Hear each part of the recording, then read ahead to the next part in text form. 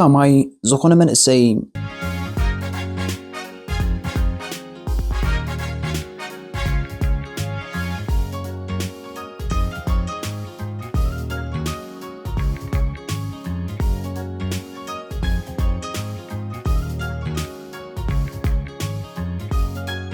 ኣብ ነፍሲ ወከፍ ማዕጾም ናይ ብዙሓት ስድራቤታት ኤርትራም ሓደ ባዶ ቦታም ሓንቲ ዘይምላእ ቦታም ሓደ ዘይውዳእ ናፍቆት ኣለዎም። እዚ ናፍቆት እዚ ናይቲ ሓርነት ንሓድሽ ህይወት ክብል ንዓዱን ስድራቤቱን ራሕሪሑ ዝኸድም ድሓዩ ግን ኣብ ማእከል መገዲ ዝጠፍእም ውሉድ እዮም። ገሊኦም ብደወል ቴሌፎን ህላዊኦም የፍለጡም፣ ገሊኦም ኣብ ሓድሽ ዓዲ ህይወት ይጅምሩ። ብዙሓት ግና ከምቲ ዝናብ ኣብ ምድረ በዳ ዝጠፍኦም ሽእታማ ኢኮኖሚ ተርፎም። እዛ ዛንታ እዚኣም ዛንታ ናይ ሄኖስን ሓደ ካብቶም ብኣሽሓት ዝቁፀሩ ኣብ ሰፊሕ በረኻ ሳራ ዝተሰውሩ መንእሰያት እያ።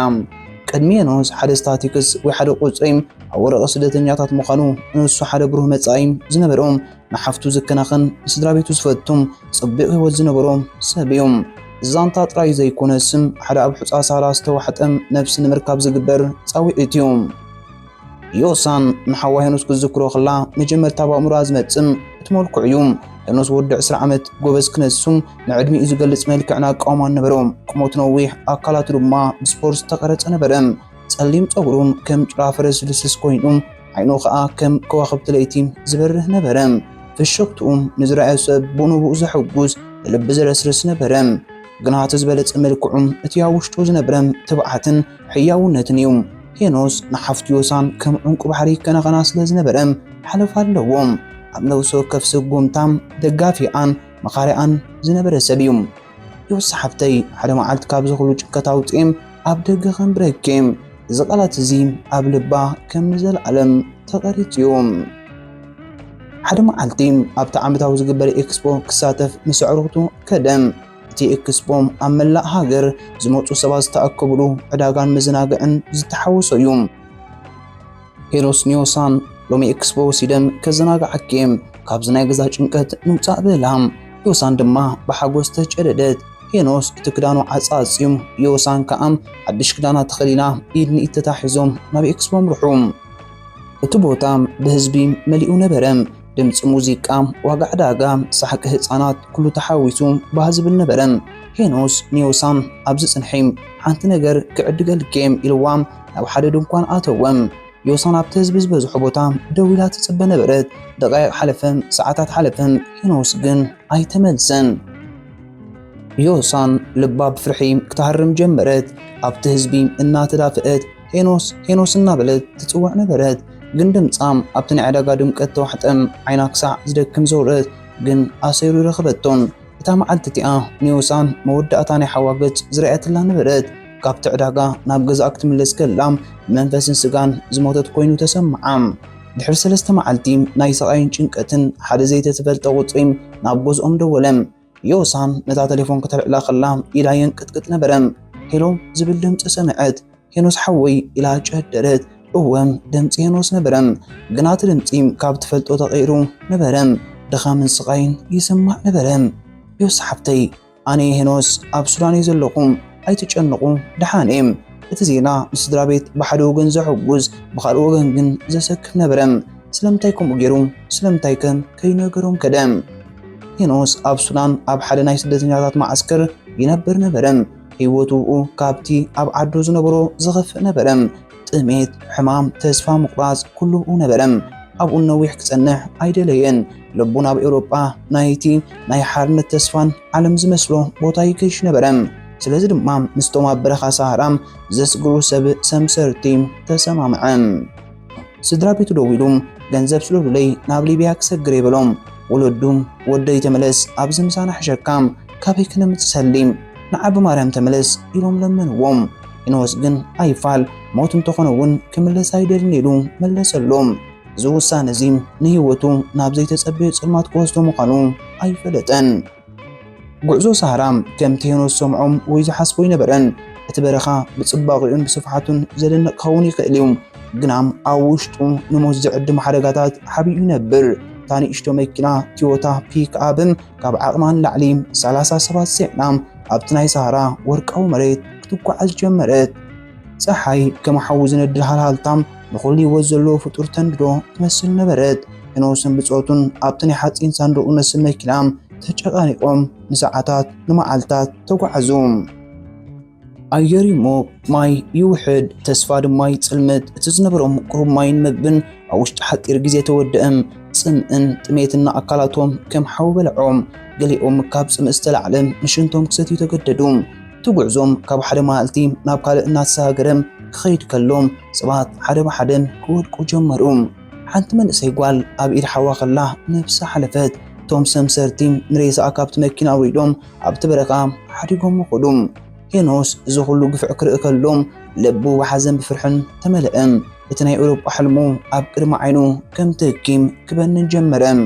ሓደ ምሸት ኣብ መኪና ኣብ ማእከል በረኻ ደው በለት። እቶም ሰምሰርቲ ካብቶም ተጓዓዝቲ ተወሳኺ ገንዘብ ሓተቱ። ገንዘብ ዘይከፍለም ኣብዚ ክተርፍ ይበልኡ ብዓይኒ ጭካነ እናጠምትዎም። እቶም ገንዘብ ዘይነበሮም ካብታ መኪና ወሪዶም ኣብቲ ጸልማት በረኻ ክቕበሩ ተገደዱ። ሄኖስ ምስቶም ተረፉ ውሕዳት ካብ ዘለዎ ኩሉ ገንዘብ ከፊሎም ጉዕዞኦም ቀጸሉ። እቲ ፍርሒ ግን ኣብ ልቦም ኣይወፀን። ኣብ ዝኾነ ህሞት ከምቶም ብጾቶም ኣብ በረኻ ክተርፉ ከም ዝኽእሉ ይፈልጡ ነበሩ። እቲ ጉዕዞ ቀጺሉ ናብ ዶብ ቻድን ሊብያን ክቐርቡ ከለዉ ዘይተጸብቕ ሓደጋ ኣጋጠሞም። ኣብ ደቕደቕ ጸላም ብረት ዝዓጠቑ ሸፋቱ ንመኪንኦም ከበብዋ። እቶም ሸፋቱ ጫዳውያን ምዃኖም ካብ ኣዘራርቦኦምን ካብቲ ኣብ ክዳውንቶም ዝነበረ ምልክት ንጹር ነበረ። እቶም ሰምሰርቲ ወላሓንቲ ተቃውሞ ከይገበሩ ተማረኹ። እቶም ሸፋቱ ንኹሎም ተጓዓዝቲ ካብታ መኪና ውሪዶም ኣእዳዎም ብገመድ ኣሲሮም ናብ ዘይተፈልጠ ቦታ ወሲዶሞም። እቲ ዝተወሰዱሉ ቦታ ቤት ማእተርቲ ዘይኮነ ስም ሓደ ኣብ ትሕቲ መሬት ዳጎንዎም። እቲ ቦታ ጸልማትን ርሳሓትን ዝመልኦም ሽታ ሞት ዝነፍሶ ነበረ። ኣብቲ ገዛ ከም ሄኖስ ዝበሉ ብዙሓት ካልኦት ስደተኛታት ተኣሲሮም ነበሩ። እቶም ሸፋቱ ነቶም እሱራት ከማ እንስሳ ይርእዎም ነበሩ። መዓልታዊ ስቃይን ግፍዕን መግቦም ኮነ። ሄኖስ ብሰንኪ መልክዑ ካብቶም ካልኦት ንላዕሊ ስቃይ በጽሖም። እቶም ሸፋቱ ብመልክዑ ይቆንኡ ይስሕቁሉን የዋርድዎን ነበሩ። ሓደ ካብቶም መራሕቲ ሸፋቱ እዚ ቆንጆ እንታይ ስሙ ኢሉ ሓተተም። ሄኖስ ኢሉ ሄኖስ መለሰ። እቲ መራሒ ሲሒቁ ካብሎ ምስምካ ባርያ ይበሎም። መዓልታዊ ንበይኑ ናብ ሓደ ጸቢብ ክፍሊ ወሲዱ ብዘይ ምሕረት ይገርፎ ነበሩ። ብሓፂን ዘንጊ ብሻምብቆ ብኩሉ ዝረኸቡ ነገር ይሃርምዎም። ሄኖስ ካብ ስቃይ ዝተላዕለ ንሞት ክምነ ጀመረ። እቶም ሸፋቱም ነቶም እስራት ስድራ ቤቶም ክድውሉ የገድድዎም። እቲ ዕላማ ገንዘብ ክላእኸልኩም ምእንትዩ ነይሩ። ሄኖስ ንሓፍቱ ዮሳን ደወለላ። ድምፁ ካብቲ ናይ ቀደም ብርቱዕ ድምፂ ናብ ሓደ ዝተዳኸመ ዝተሰብረ ድምፂ ተቐይሩ ነበረ። ዮሳ ሓፍተይ ኢሉ ጀመረ፣ ግና ክቕፅል ኣይከኣለን። ካብ ድሕሪኡ ሓደ ካብቶም ሸፋቱ ነታ ቴሌፎን ወሲዱ ሓወኺ ኣብ ኢድናዩ ዘሎ $10,000 እንተዘይለኣኽክን ርእሱ ቆሪፅና ክንሰደልክን ኢላ በላ። ዮሳን እዚ ክሰምዕ ከላ ዓለም ኣብ ርእሳ ዘሎት ኮይኑ ተሰማዓ። ስድራ ቤት ሄኖስ ዘለዎም ዘይብሎም ኣኻኺቦም ገዝኦም ሸይጦም ካብ ዝማዶም ተለቂሖም ነቲ ገንዘብ ለኣኹም። ዮሳን ነቶም ሸፋቱ ደው ኢላ ገንዘብ ልኢኽናልኩም ንሓውና ፍትሑ በለቶም። እቲ መራሒ ሲሒቁ እቲ ገንዘብ ንምግቡን ማዩን ዝኸውን ሕጂ ንህይወቱ ካልእ $10,000 ለኣኹ በላ። እዚ ድማ ንስድራ ቤት ናብ ተስፋ ምቑራጽ ኣእተዎም። ኣብቲ ቤት ማእሰርቲ ሄኖስ ምስ ክልተ ካልኦት መንእሰያት ተዓራረኸ። ሓደ ጀማል ዝበሃል ሱዳናዊ፣ ሓደ ድማ ዓደን ዝበሃል ሶማላዊ ነበሩ። ሰለስቲኦም ኣብቲ ናይ ስቃይ ቦታ ከም ኣሕዋት ተራኸቡ። ነንሕድሕዶም ይተባብዑ ተስፋ ይገብሩ ድማ ነበሩ። ሓደ መዓልቲ ጀማል ካብዚ ቦታ እዚ እንተዘይሃዲምና ከም እንስሳ ክንመውት ኢና በሎም። እቲ ሓሳብ ኣብ መጀመርታ ዘይከኣል ይመስል ነበረ። እቲ ቤት ማእሰርቲ ብኩሉ ወገን ብሓለውቲ ዝተኸበ ነበረ። ግና እቲ ናይ ህይወት ህርፋን ካብቲ ናይ ሞት ፍርሒ በርትዐ።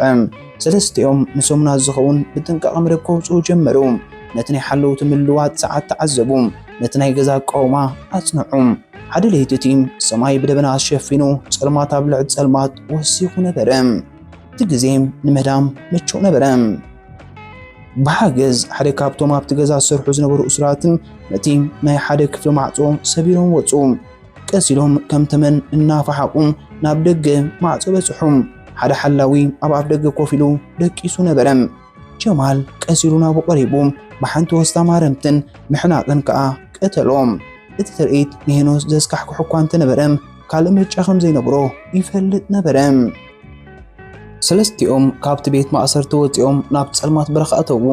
ኣንፈቶም ኣይፈለጥዎን ትዝፈልጥዎ ነገር ካብቲ ናይ ስቃይ ቦታ ክርሕቁ ከም ዘለዎም ጥራይ ነበረም ለይቲ ሙሉእ ከይዕረፍዎ እዩ ፀሓይ ክትወፅእ ከላም ኣብ ሓደ ዓቢ ጎቦ ተሓቢኦም ካብ ርሑቕቶም ሸፋቱ ክደልይዎም ከለዉ ድማ ረኣይዎም ልቦም ብፍርሒ ተመልአ ንመዓልታት ለይቲ ይጓዓዙ ቀትሪ ድማ ይሕብኡ ነበሩ ማይን መግብን ኣይነበሮን ፅምን ጥሜትን ሓይሎም ኣዳኸሞም ዓደን እቲ ሶማላዊ ካብቲ ድኻም ዝተላዕለም ክስጉም ኣይከኣለን ኣሕዋተይ ኣነ ክቕፅል ኣይክእልኒ ንስኻትኩም ቀፅሉ በሎም ሄኖስን ጀማልን ክሕግዝዎ ፈተኑ ግን ኣይከኣሉን ኣብ ትሕቲ ሓደ ገረብ ሓዲጎሞ ድማ ጉዕዞኦም ቀፀሉ እቲ ስቃይ ኣብቲ በረኻ እውን ኣይተፈለዮምን ሓደ ቀትሪ ሄኖስን ጀማልን ኣብ ሓደ ሩባ በፅሖም እቲ ሩባ ነቒፁ ሓንቲ ንጣማይ ነበሮን ተስፎኦም ተወድአም ኣብቲ ነቓፅ ሩባ ተደፊኦም ንሞት ክፅበዩ ጀመሩ ሄኖስ ዓይኑ ኸደነም መልክዕ ሓፍቱ ዮሳን ኣብ ኣእምሮኡ ተሳእሎም ይቕረበለ ዮሳነ ኢሉ ኣብ ውሽጡ ተዛረበም ካብታ መዓልቲ እቲኣ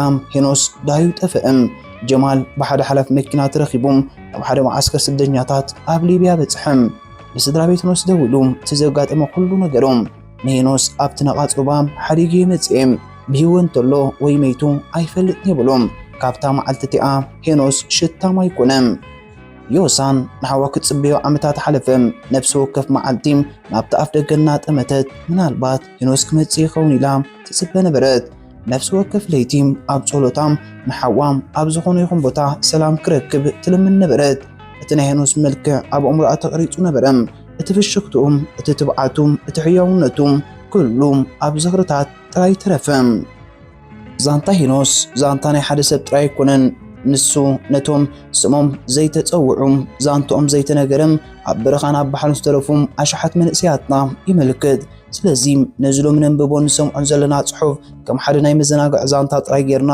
ክንሓልፉ ይብልናን መገዲ ስደት ብፍላይ እቲ ናይ ሳራን ሊብያን መገድሞት እዩ ቶም ሰምሰርቲ ህይወትኩም ብገንዘብ ዝትርጉሙ ነጋዶ ነፍሳት እዮም እቲ ኣብ ኤውሮጳ ጽበየኩም ህይወት ከምቲ ኣብ ፊልምታት ትርእይዎም ወይ ትሰምዑ ይኮነን ቅድሚ ካብ ዓድኹም ምውፃእኩም ብዛዕባ እቲ ኣብ መንገዲ ዘሎ ሓደጋን ስቃይን ብዕምቆት ሕሰቡም ህይወትኩም ካብ ዝኾነ ሕልሚ ትኸብር ንውሉድና ስደት መፍትሒ ኩሉ ነገር እዩ ዝብል ሓሳብ ካብ ምትባዕ ንቆጠብ ኣብ ክንድኡም ኣብ ዓዶም ኮይኖም ክቃለሱን ክዕወቱን ተስፋ ንስነቐሎም ነቶም ዝጠፍኡና ድማ ኣይንርስዖም ስሞም ነልዕል ዛንቶኦም ነንገር ዝኽሮም ህያው ምግባር ንኻልኦት ካብ ተመሳሳሊ ሓደጋን ምድሓን ይሕግዝ ሄኖስ ሎሚ ወዲ 25-26 ዓመት ገይሩ ይከውን መለለይኡ ነዊሕ ቅሞት ብስፖርት ተቐርፃ ኣካል ጸሊም ፀጉሪ ከም እውን ኣብ ዓይኑ ዝነብር ፍሉይ ብርሃን ነበሮም መወዳእቱ ዝሰራየሉ ቦታ ኣብ ከባቢ ዶብ ቻድን ሊብያን ምስ ሱዳናዊ ዓርኩ ጀማል ኣብ ይሸፋቱ ድሕሪ ምህዳሙ እዩ